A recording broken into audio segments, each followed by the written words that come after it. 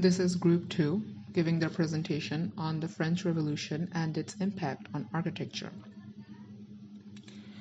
The French Revolution was a watershed event in European history that dated from 1789 to 1790s and that finished with the ascent of Napoleon Bonaparte. 1789 France. At the time, society was divided into three estates. The first estate, known as the clergy, the second estate, known as the nobility, and the third estate, known as the commoners. The first estate, or the clergy, mainly consisted of priests and monks and accounted for 0.5% of the population. The second estate, or the nobility, were mainly magisterial class and civil servants, which accounted for 1.5% of the population, and the third estate were the commoners, who accounted for 98% of the population. The French Revolution was a time where the French citizen raised and redesigned their country's political landscape, uprooting centuries-old institutions such as the absolute monarchy and the feudal system.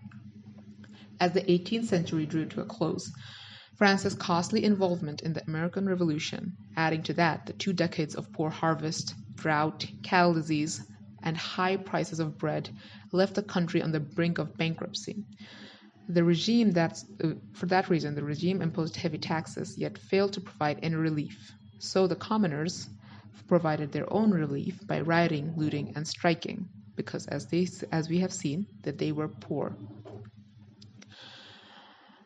In order to calm the unrest in France, the king summoned the Estates General, an assembly representing France's clergy, nobility, and the middle class. By the time the Estates General convened at the Versailles, the highly public debate over its voting process has erupted in the hostility between the three orders. On June 17, 1789, with the talks over procedure stalled, the Third Estate, or the Commoners, met alone and formally adopted the title of National Assembly. 3 days later, they met in a nearby indoor tennis court and took the so-called tennis court oath, vowing not to disperse until a constitutional reform had been achieved. On July 14, 1789, a popular insurgency culminated on when rioters stormed the Bastille fortress in an attempt to secure gunpowder and weapons. Many considered this event, now commemorated in France as a national holiday, as the start of the French Revolution. Meanwhile, on June 12, 1789, as the National Assembly, known as the National Constituent Assembly during its work on a constitution, continued to meet at Versailles. Fear and violence consumed the capital at that time. So in late August, the Assembly adopted the Declaration of the Rights of Man and the Citizen, a statement of democratic principles grounded in the philosophical and political ideas of the Enlightenment from thinkers like Jean-Jacques Rousseau. On January 21, 1793, King Louis XIV was condemned to death for high treason and crimes against the state to guillotine. His wife Marie Antoinette suffered the same fate 9 months later. Following the king's execution, war with various European powers and intense division within the National Convention ushered the French Revolution into its most violent and turbulent phase, which is being called the Reign of Terror. Over 17,000 people were officially tried and executed during the Reign of Terror, and an unknown number of others died in prison even without a trial. On November 9, 1799, as frustration with the leadership reached a fever pitch, Bonaparte, a young and successful general, staged a coup d'etat, abolishing the Directory and appointing himself as France's first consul. The event marked the end of the French Revolution and the beginning of the Napoleonic era in France. Even if the French Revolution was relatively short, it was a time of heavy transition, not only in the political landscape of France and the overall Europe later on, but also in the field of architecture as well. In order to understand the transition of architectural styles and how it correlated with the history of the French Revolution as we know now, we first need to look at Renaissance architecture. The Renaissance architecture in Europe is the architecture that lasted between the period of early 14th to early 16th centuries in different regions, demonstrating a conscious revival and development of certain elements of ancient Greek and Roman thought and material culture. Renaissance architecture followed Gothic architecture and succeeded by Baroque architecture. Characteristics of the Renaissance architecture were the plans of these buildings have a square symmetrical appearance in which proportions are usually based on modules. Courses, moldings, and all decorative details are carved with great precision. The facades are symmetrical around the vertical axis. Roofs are fitted with a flat or coffered ceilings. The dome is usually frequently used both as a very large structural feature that is visible from the exterior and also as a means of roofing smaller spaces. And because this was a revival of Roman and Greek philosophy and culture, Roman and Greek orders of columns were used heavily in this style of architecture. Baroque architecture later followed the Renaissance period. Baroque architecture is also a highly decorative and theatrical style which appeared in Italy in the early 17th century and gradually spread across Europe. It was originally introduced by the Catholic Church to represent the glory of the Church.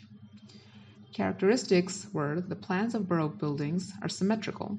The motifs and the decoration are elaborate. The sculptures on the interior and exterior are gold-plated sometimes. They were large domes or cupolas, mainly positioned in the centers. Roofs were double-sloped mansard. Columns were highly decorated.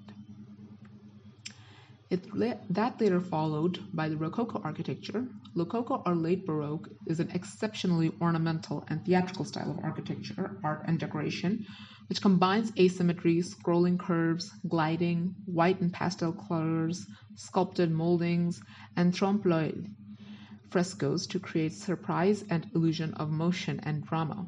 It is often described as the final expression of Baroque movement. Some characteristics of the Rococo style of architecture include there was no large dome in these buildings, the decorations were highly luxurious, they used molded sculptures, trompe-l'oeil, etc. to create a dramatic space. They used nature in their art. Plans of the buildings were normally asymmetrical and the decorations for that reason were asymmetrical as well.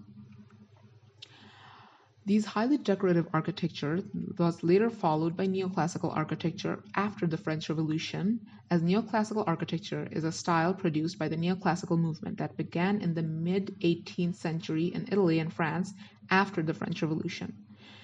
Neoclassical movement aimed to strip away the excess of the late Baroque and return to a pure and more authentic classical style adapted to modern purposes. The style is manifested both in its detail as a reaction against the Rococo style of naturalistic ornament and in its architectural formula as an outgrowth of some classicizing features of the late Baroque architectural tradition. Therefore, the style is defined by symmetry, simple geometry, and social demands instead of ornament. Some characteristics are these public buildings of the neoclassical era was built on massive and grand scale meant to impress. But unnecessary and impractical architectural elements were done away with in preference of simplicity of form. Neoclassical buildings sought to achieve the perfection of the classical architecture originally created by the Greeks and Romans. No cluttered decoration on the interior or exterior surfaces, which are left clean, adding to the authoritative nature of the public buildings. Roofs of neoclassical buildings are flat and horizontal, and very often the centers are domed.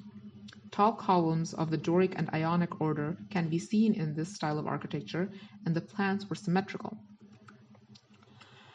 As we have discussed, the political landscape and the unrest and the transition of the French Revolution has caused a massive transition in the style of architecture and who it was built for and how it interacted with the space it was encompassing.